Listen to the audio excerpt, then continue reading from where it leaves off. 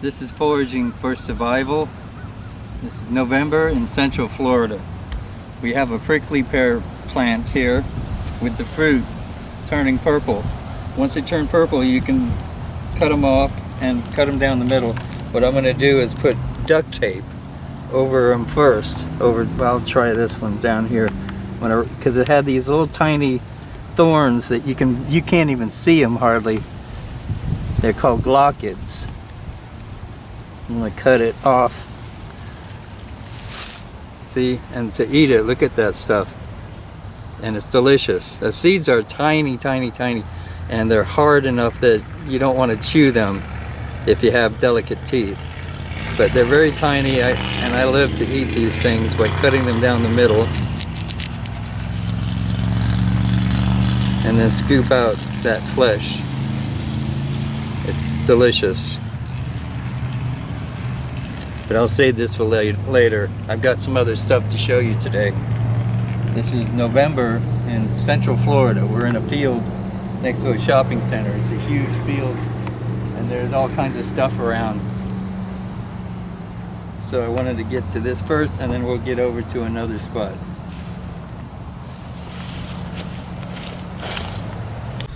We're back here in the field, not far from where we were a minute ago. There's chufa grass, also called nutgrass. There's two different species of edible chufa, in which the tubers, the underground tubers that grow on the roots, are either used for making coffee, a substitute coffee, or you can also, there's also a species that has a mentholated sap to it that was used for making cold medicine. So you can either use these chufa nuts. Okay, I wasn't sure there was even going to be any. Could be the wrong time of year. But normally, I've very often dug up a few, and I usually don't find them. Sometimes I do, and they're usually close. Okay, here's a small one right here. They're usually very close to the stalk here, the crown. You could call it the crown of the plant, the root stalk. The root stalk. Here's a small one. It's a chufa nut, and this is either going to have a menthol flavor smell to it, or nothing. If it's nothing, it was used as a coffee substitute. They roast these, grind them up, make a coffee called chufa coffee. Otherwise, if it's mentholated, they used it for cough medicine. I don't get the smell, so I'm going to take it that it's the coffee kind. And then we also have some wild radish in the mustard family. I'm going to dig up a root of that and show you what you can do with that. Now these babies here, I like to pull these unopened flower buds. They're green, they almost look like a broccoli. This plant is the raffinus species of mustard,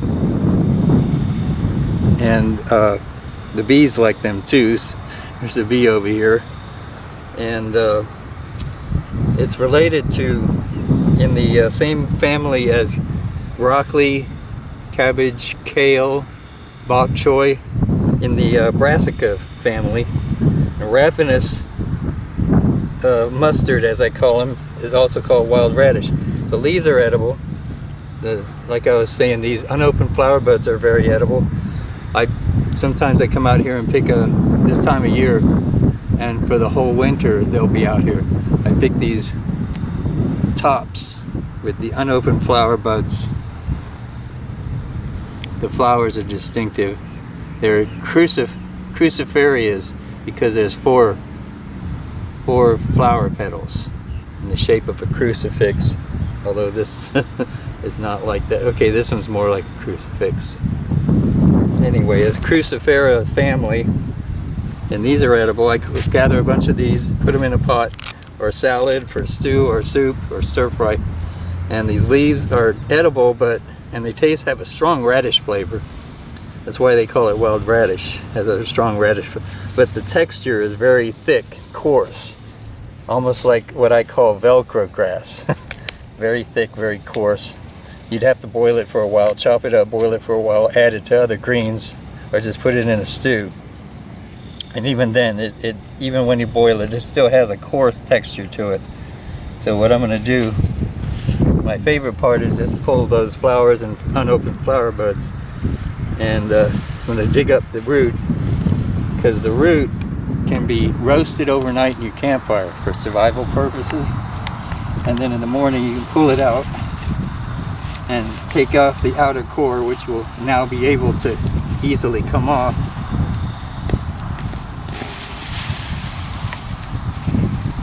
Okay, it's not as big as I was hoping it would be. It's kind of a small one, but you can gather a bunch of these.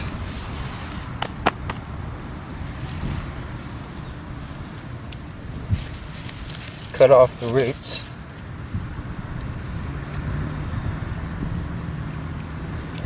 Now it's going to be hard to tell, but there's a core inside of this outer layer. And the outer layer is not exactly edible technically, but the inner layer is, after being roasted. And I tried boiling it, but it seemed like it was taking forever just to soften up enough. And that was after I went to the trouble of trying to peel off the core, which wasn't easy, but as you can see, it is possible. You can take off this outer core, but I think it's better just put the whole thing in your campfire overnight.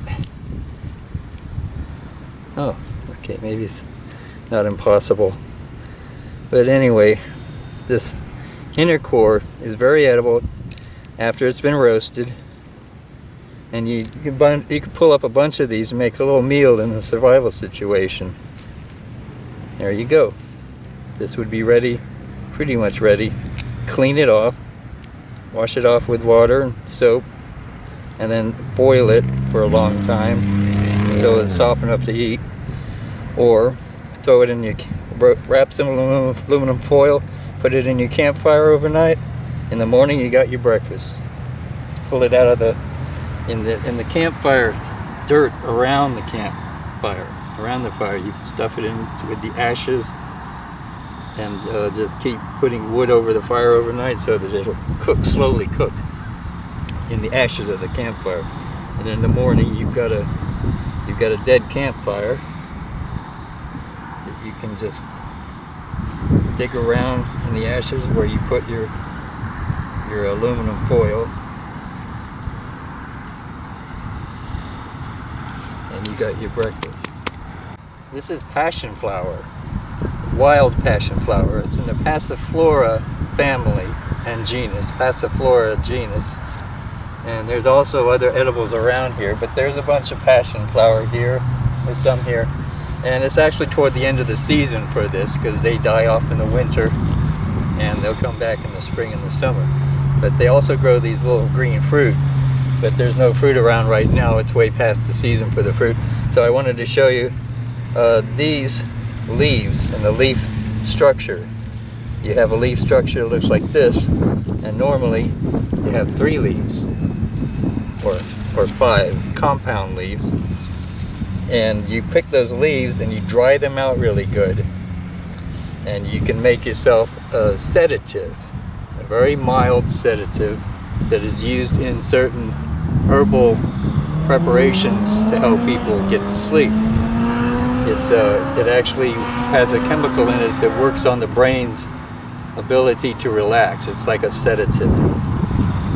Now, most of your passion flower species has that same chemical, but there is one Passiflora species, not this one, and not your cultivated kind. The cultivated kind also has the chemical in it that can help you get to sleep if you make a tea out of the dried leaves. But there is one species that actually has a chemical in it. I think it's not strychnine, cyanide, a cyanide causing constituent, but not this one. This one has a very harmless and very mild sedative in the leaves and sometimes the flowers. Okay, there's another plant over here I'd want to show you. This is called crowfoot grass. There's different kinds of grassy plants, and not many of them have edible seeds unless you know what you're doing. But this one is definitely an edible grassy plant with seeds that once they turn beige, the seeds turn beige. They're green right now. Once they turn beige, you can take them in your hand and rub them to get and let the wind take the chaff away from the seeds until you have nothing but seeds in your hand, and you can actually eat that raw, and it's got protein in it. It's related to buckwheat, the buckwheat family, and you could call it helicopter grass, but it was originally called crowfoot grass. There's a lot of it around. There's also crabgrass. Now, different kinds of crabgrass was actually used, the seeds were used as a grain in certain countries.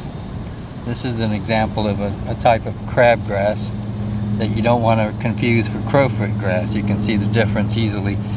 But in certain countries where they've had problems with famine over the decades and centuries, they used crabgrass as well as crowfoot grass to make a grain.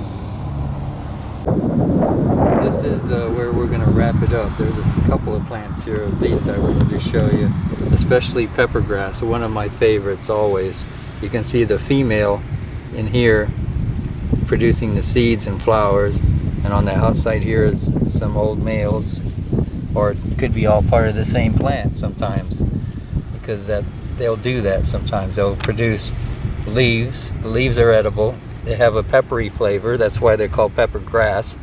The scientific term is Lepidium virginicum, and I believe this species originally came from Europe with the colonies. They brought a lot of their own stuff with them, and they have a very peppery taste, so you don't want to just eat these specifically, but you can chew on them every now and then when you're out and about. But I put these in with my soup, salad, edible raw or cooked, and they're mostly used as what's called a pot herb. Pot herb is like a spice, and when they called it poor man's pepper, especially when there wasn't any real pepper around, they used the leaves and the seeds, the green seeds, and the seeds turn beige colored before they fall off. And this is just now starting now. This plant grows in the spring up north, but down here it doesn't grow until the winter, till the beginning of the starts coming up now in November in Florida, and it's everywhere. It's invasive practically, but I like invasive edibles because once you find one, you find a lot of them, and that can provide a lot of food during a famine situation or a survival situation. But when I was a kid, I didn't know what stuff like this looked like until I was like 16. I got a book called Edible Wild Plants by Bradford Angier,